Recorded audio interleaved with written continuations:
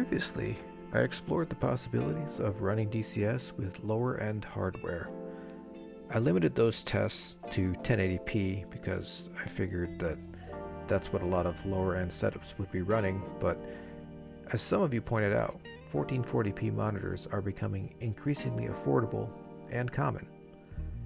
According to the Steam hardware survey, it's the second most popular resolution among PC gamers, and I myself recently upgraded and now enjoy DCS at this higher resolution. So today we'll turn our attention to 1440p performance in DCS. So stick around and let's see if I can make DCS work at 1440p with this older gaming rig. This CPU is an Intel Core i7-4770K, 16 gigabytes of DDR3 RAM, and the GPU is an nVidia GTX 1660. So this is a entry-level GPU from 2019 on a platform that is now pushing 12 years old. I repeated the Tomcat landing test. Now luckily the same track file that I used for the 1080p testing still worked with the newest version of DCS. Now we've had a few patches, so it's not always guaranteed that it'll be backwards compliant, but in this case the original testing file still worked, so I let that play out. Now I stuck to medium settings this time.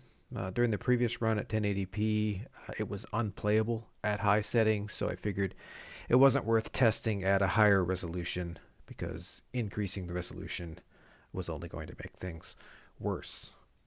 So my subjective impression when I was watching this playback was that it was indistinguishable from the 1080p results most of the time. Now the one exception is that there was a frame rate drop, a big freeze when we went into the turn. But other than that, we stayed in the 50s, 60s, and to my eye it didn't really make any difference in terms of playability or perceived smoothness.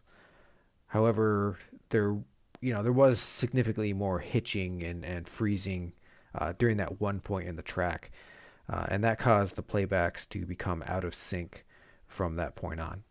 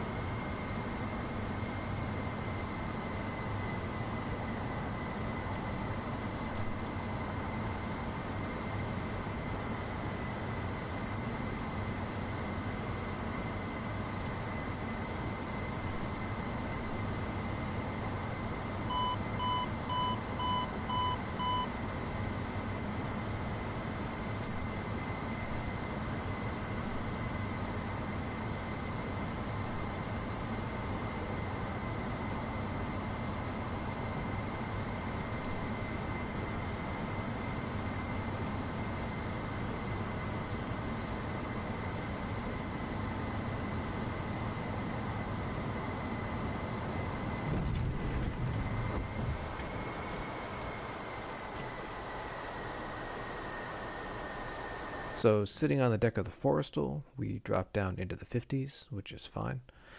We saw frame rates jump into the 70s for the external shots, as you'll see here in a moment, which is also really good. Certainly not as good as the hundreds that we saw at some points in the 1080p run, but certainly well within a usable range. And of course, increasing the resolution, we would expect that frame rate to drop a bit. But still, even at medium settings, I think we're still in a pretty acceptable range.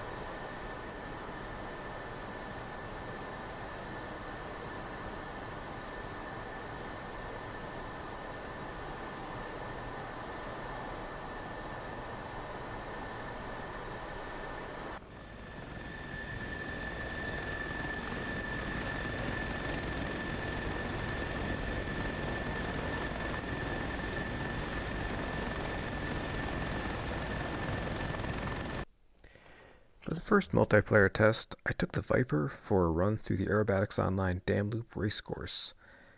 Now, the server at the time was pretty heavily loaded with 40 plus players, plus all the usual AI in the form of tankers and carrier groups. Two things jumped out at me during this test. The first was that the terrain loading lag, as you can see here, it was pretty severe. Now, first it took several minutes to load the mission and get to the spawn screen. And then after that, it took a few more minutes to actually get into the cockpit. After that, there was some delay in loading the terrain, as you can see here.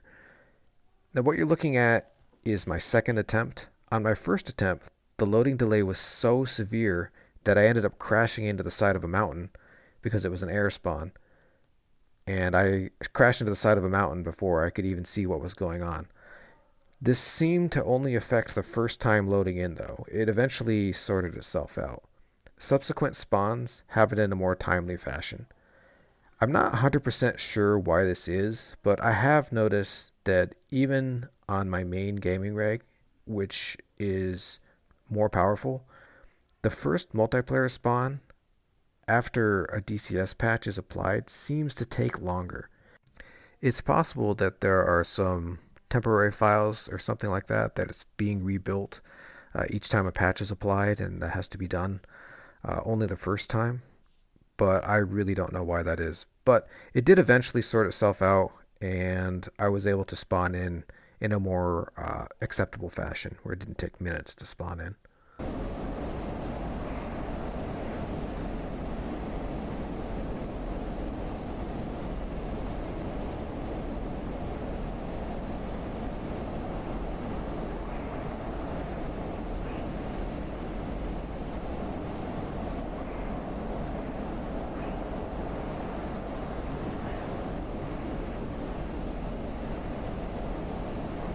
The second thing I noticed was just how smooth it actually felt. I was really surprised. For this run, I used all of my normal peripherals, head tracking, HOTAS, the whole deal. After importing all the settings from my main rig, I could not tell the difference in terms of gameplay feel during this run. Everything felt just like I'm used to. Now, there was some loss in visual fidelity, dropping from high to medium, of course, but what I'm getting at here is that the system stayed responsive through the course. I had no issues at all controlling my aircraft.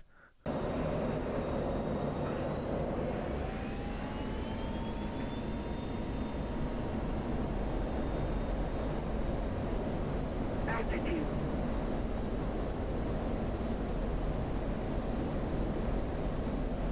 Altitude. Altitude.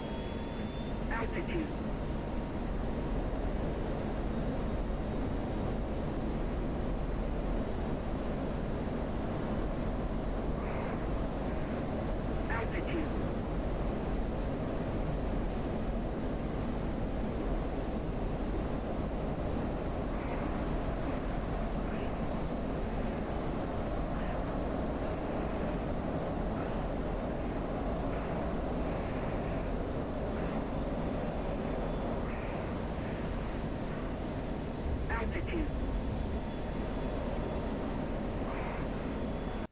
Now, as we enter the backstretch here of the course, I'll note along the way we did see a few dips below 60 FPS during the course of the run, but I will say that as I was flying, I did not feel those and only noticed them afterwards. And if the FPS display hadn't been up, I would not have even known that they were there.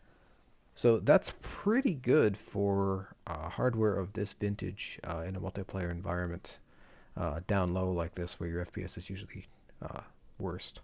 We'll also notice a little bit later on, it's more apparent, some footage I'll show you the next part of this video, that the FPS drops sometimes coincide with a decrease in GPU utilization, meaning that the bottleneck that's causing that freeze or that stutter may not be the GPU at all. It's some other thread that's blocking that GPU getting fed the information it needs to show that next frame.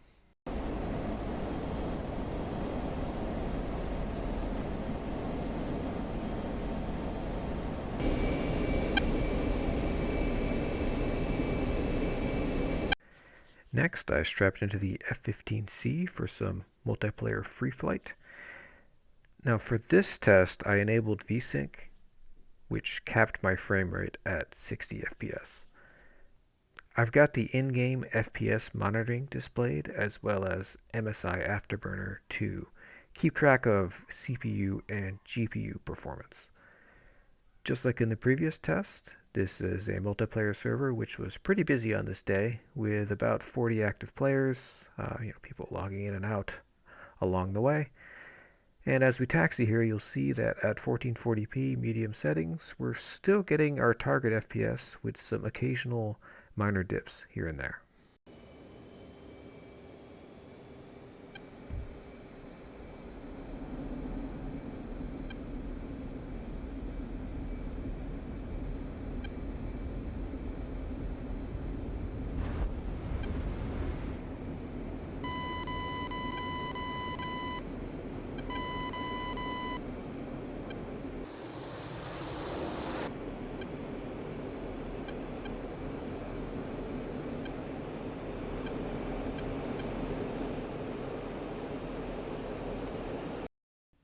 Once in the air, the FPS levels out a little bit, becomes a little bit more steady, still making that 60 FPS target most of the time. A little bit dips into the high 50s. And we're able to fly around here, low altitude, pretty smoothly. It felt pretty good while I was playing. A few hitches now and then. What's interesting to note here is the CPU is really chugging here. It's not pegged. I think we're right on the ragged edge of what this 4770K can handle. And it didn't affect the gameplay. It still felt fine.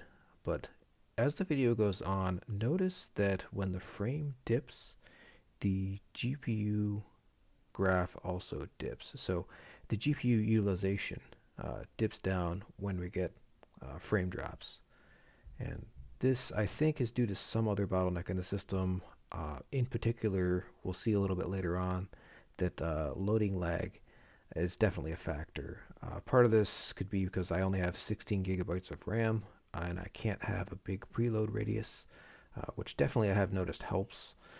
My main gaming rig, I have 64 gigabytes of RAM and I hardly ever get loading lag. Also, a faster SSD. This DCS was installed in the system on a SATA SSD, and that's obviously going to have less throughput than the NVMe SSD that I have in my main gaming rig. And also, the save games folder in this rig that you're looking at right now is on a platter drive, an old school spinning platter drive. So even though the game files are on the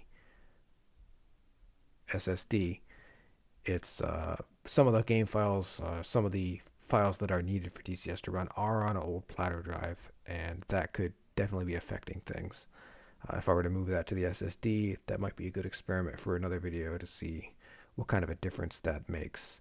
But I think with 16 gigabytes of RAM, you're always going to be limited. You're always going to see those hitchings and stuttering when you get to load in things at a busy airport, as you'll see here in a minute.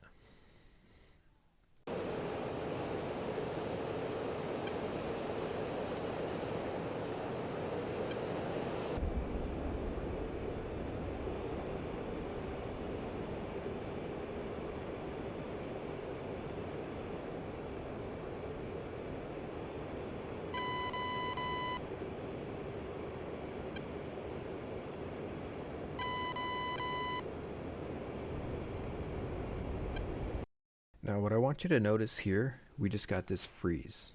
Why did we get that freeze? I think it's a case of loading lag. This was the busiest airport on the server, and every time I would fly over this, I would get this little freeze or hitching. It was to varying degrees, but this was a place where a lot of players were spawning in. A lot of people were landing and taking off, and this was just the busiest area of the map where everyone was congregating. People wanted to join up and fly formation and do all that fun stuff.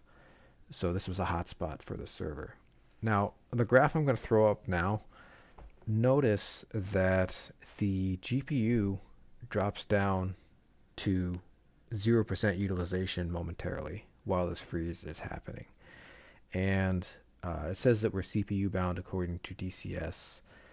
You can also notice here that the RAM usage is spiking a little bit here as well. So I think all of this kind of points to loading lag. It's trying to load something and it's freezing up the entire game.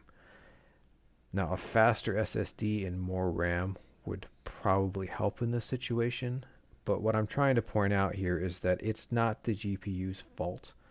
So if you are in a situation where you don't think that your GPU is powerful enough to run DCS, that might not be your issue, and it may not solve your problem. There could be other bottlenecks in your system, especially the way DCS operates.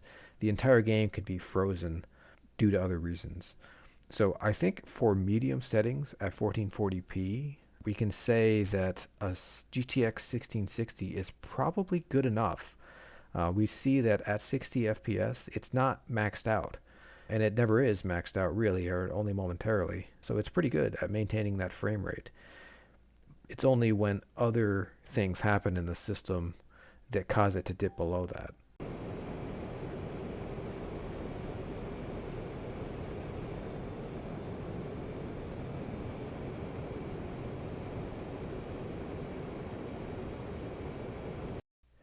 I've tried to highlight the worst of what I encountered during my multiplayer flight, which lasted over an hour. Other than those things, it was fine the rest of the time. While there was occasional stutter and hitching, as I've shown, I was able to fly some formation and do pretty much whatever I wanted with this older system. Upping the resolution to 1440p clearly put more stress on the system, but I was impressed with how well it handled it, especially the GTX 1660, being able to maintain that 60 FPS target most of the time.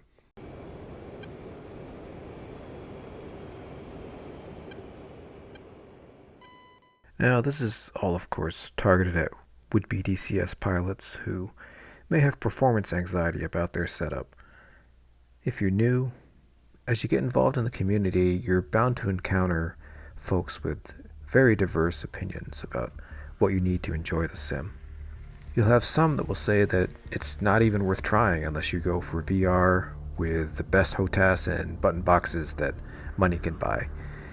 You'll have others that telling you that it's not even necessary to have a joystick. My personal opinion is somewhere in the middle, but that doesn't matter. I offer this and other videos to show what's possible by presenting the experience as honestly as I can. At the end of the day, what you find acceptable and what you want to get out of DCS is totally up to you. I don't like to make a habit of telling people how to spend their money and their time, but I hope that I have been able to present at least a little bit of extra data and experience to help you make up your own mind. I'm JakeSoft. Thanks for watching, and I hope to see you up there. This looks so freaking real. Like my face is like right in the screen, taking up my whole peripheral vision. Whoa! This is great.